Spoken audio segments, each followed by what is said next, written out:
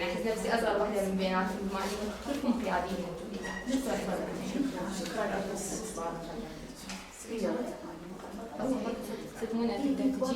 ونصدق بمعاناة النساء، ونحاول نحل مشاكل النساء، ونحاول نكون عون وسند للمجتمع اللي دائما تنظر للمرأة إنه هي كائن أدنى. أنا اللي أشوفه دائما أصلا مقاطعات. حتى رسالة القانون قال التحرير اليوم ماشيين قيمة القانون إذا الشعب ما مثقف على قيمته. متسلطات الفكر عندما تدافعون عن حقوقكم نريد مساواة في القدرات، تمام؟ القدرات العقلية لربما.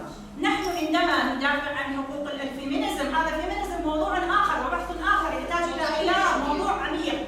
دقيقة بس خليني أكمل، انطوني فرصة ونعطيكم فرصة، تمام؟ حتى لا يصير سوء فهم في آراء. زين؟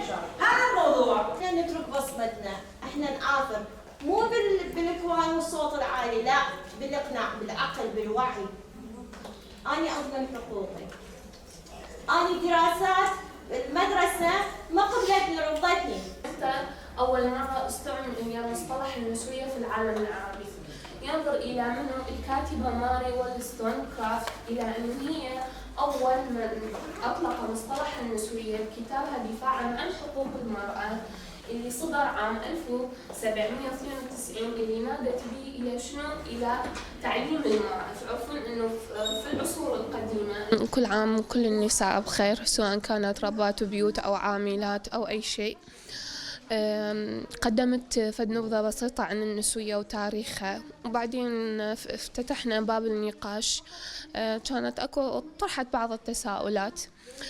فأني عرفت النسوية بشكل أني كفهمي إحنا النسويات ندافع عن النساء اللي ما قدروا يقولون لا، ندافع على المعنفات، ندافع على المغتصبات، ندافع على الفتيات اللي انحرموا من التعليم، ندافع عن النساء اللي انظلموا بشكل مو طبيعي داخل هاي المجتمعات بسبب الجندر، بسبب التربية الذكورية، انه دائما الذكر كائن اعلى، والذكر لازم انتي دائما تكونين في خدمته وفي طاعته.